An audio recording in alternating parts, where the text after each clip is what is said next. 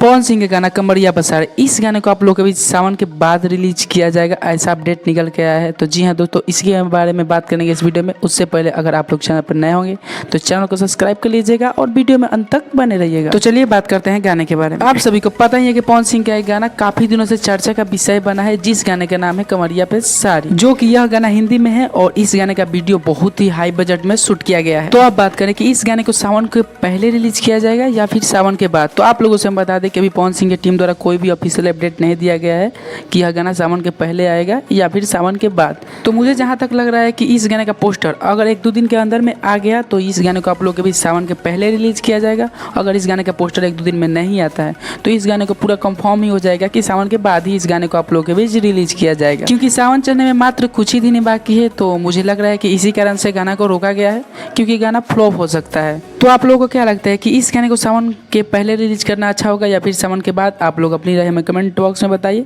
और वीडियो अच्छी लगी होगी तो वीडियो को लाइक कर दीजिएगा। तब तक मिलते हैं फिर किसी नेक्स्ट वीडियो के साथ। Bye bye.